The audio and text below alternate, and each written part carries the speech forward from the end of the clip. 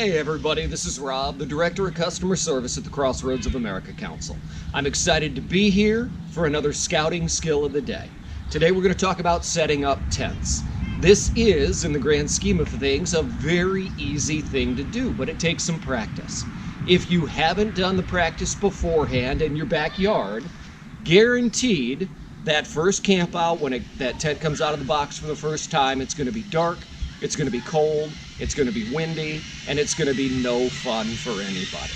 So the first thing we're going to do before we even pull that tent out of the bag is we're going to figure out where we want to set it up at, and we're going to make sure the ground is clear. We're going to take a quick minute, we're going to pick up a bunch of twigs and debris off the ground here where we're going to set it up, and we'll be right back. Okay, so we've got the ground all cleared out here where we're going to set the tent up.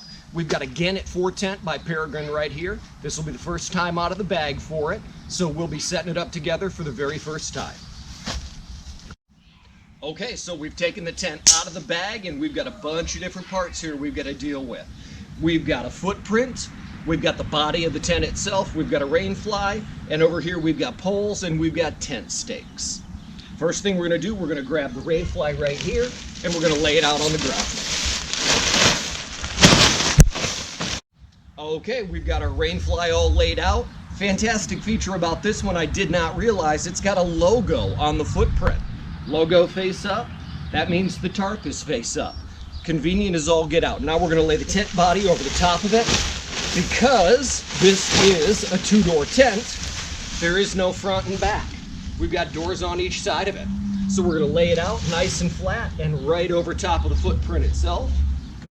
Okay, we've got the body of the tent laid out right over top of its footprint.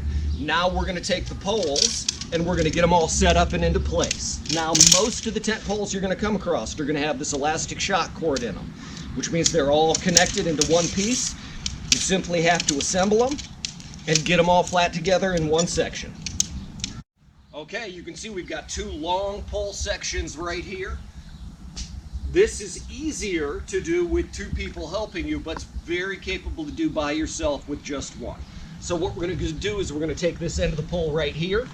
We are going to insert it through both of these grommets that we see at the base of the tent. Right here. And now we're going to run to the other corner.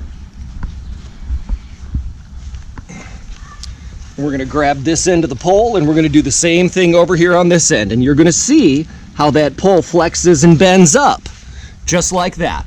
We're going to let it fall over the way it is, and we're going to let it rest there while we do the other one.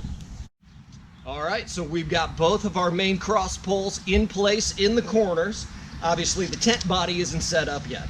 So all we're going to do to start is we're going to grab the very center hook you see right down here, and we're going to lift it up into place, and we're going to clip it over both of those poles at the same time. Just like that. Now we're going to go through and we're going to attach all of these hooks along the sides. All right, it's starting to look like a tent. We've got all the clips in place on all the poles. We see the body all set up. I opened up one of the doors just because I felt like it. Now the next step is going to be getting the rain fly in place over top of the tent body. It's not a necessity, but if there's a chance you're going to have bad weather, if you think there's going to be rain, it's always a good idea to have it set up. If you know you're in the clear, it's not a requirement, it's not a necessity. You can leave it nice and open. You can see the stars up in the sky at night. Totally up to you. But we're going to go ahead, we're going to get this set in place real quick. Okay, the rain fly's over the top and in place. Last step is going to be staking it all out. I'm going to do a quick side note while we're here. If you look right down here at the hook where the rain fly attaches to the body of the tent, you'll notice this is all the same color. This is green and this down here is green. That is the case for every single one of these all the way around the tent. It's not a problem, but it isn't necessarily as user-friendly as it could be. If we look over here real quick at the Eureka, you'll see this is yellow and the bottom, the base of the tent is yellow too. Every other one on this particular tent is black, which means if you match up yellow to yellow, that rain fly's in exactly the right space. So all we did was take some yellow electrical tape and we put a piece here and we put a piece here on this. What that means is when we set this up the next time, we're going to know if we match up those two colors, Everything else is gonna fit and work perfectly.